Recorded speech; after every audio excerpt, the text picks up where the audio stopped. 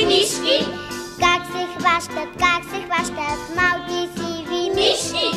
Първо правило това е сви добре уши.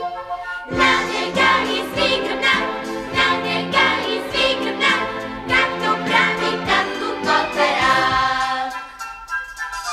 Писи, писи, пис, мац, пис, мърмяу, мърмяу, мяу. Писи, писи, пис, мац, пис, мърмяу, мърмяу.